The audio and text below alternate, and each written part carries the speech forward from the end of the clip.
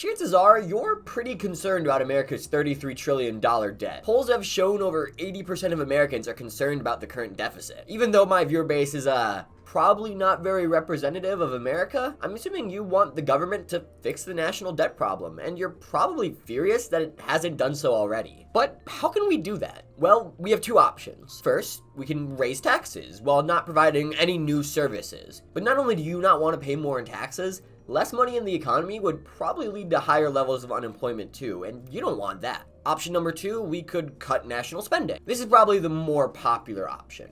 According to a Center Square Voters Voice poll, 65% of voters would prefer cutting spending. So simple, right?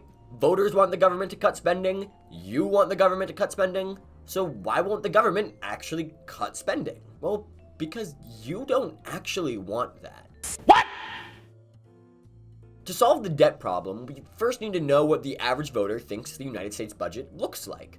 The first problem we encounter is that the average American thinks we spend 25% of our budget on foreign aid alone, meaning we would have spent about $1.5 trillion per year on money to other countries. Nearly everybody can agree that is far too much. And instead, most voters think we should cut that down to around 10% of the budget as the optimal level of foreign aid spending. We did it, right? We just cut 15% of the budget, significantly bringing down the deficit. Well, no. America does not in fact spend 25% of the budget on foreign aid. We don't even spend 10% on foreign aid, which Americans think would be ideal. Typically, we spend around 1% or less of our budget on foreign aid programs, meaning that even if we cut 90% of our foreign aid, our deficit in 2022 would have only decreased from 1.37 trillion to 1.34 trillion.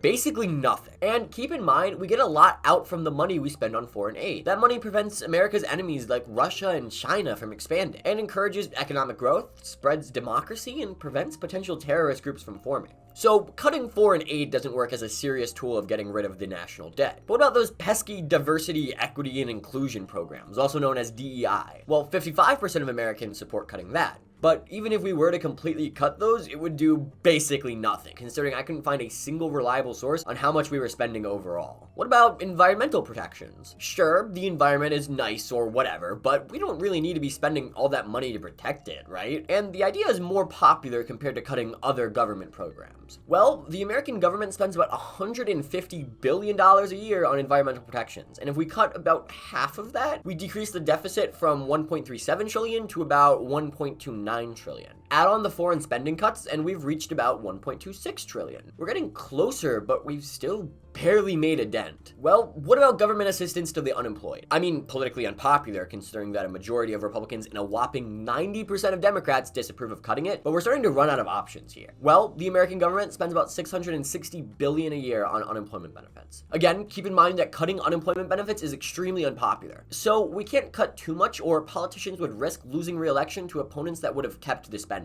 Say we do a massive cut of 20%, which is risky, but still gives representatives a chance to win re-election. Well, with the 20% cut to unemployment, as well as adding on the foreign aid cuts and the environmental protection cuts, we have reached a deficit of about 1.13 trillion. A little better than the 1.37 trillion we started with, but these cuts have allowed our enemies abroad to expand much easier, made the environment much less protected, and it made it way harder for unemployed people to live while searching for jobs. All while still having a massive deficit. So you see the problem here.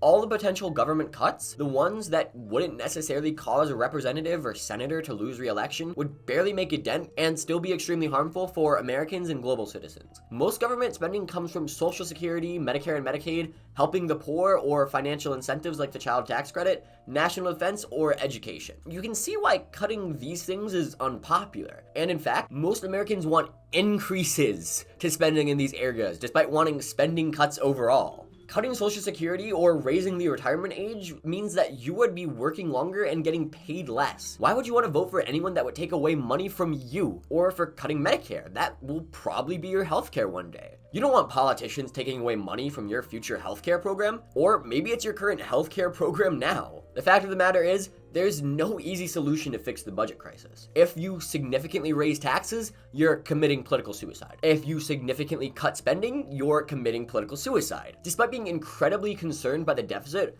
voters won't allow politicians to do anything about it. So the next time a politician tells you they have a magic plan that will fix the national debt and they will be a budget hawk without providing any specifics, or they tell you they'll fix it by cutting foreign aid, just know that they're lying to you. So what can you do about it? Well, for one, you can support politicians that will enact large government budget cuts that will hurt the elderly and the poor. Not great, but at least we're getting somewhere. On the other hand, you can support politicians that will raise taxes, not just on the rich, but across the board in order to lower the deficit. That's not so great either. Or you could just care a little bit less about the debt. I know that number seems scary, and it is, but often deficit and debt issues are a little overblown by politicians' fear-mongering. You have 3 pills. One is an increase in taxes, one is a decrease in spending for the elderly and poor, the last is a large deficit. Pick your poison. Special thank you to Robbie for joining as a channel member. If you want a shout out at the end of each and every video and to support my work, click the join button down below.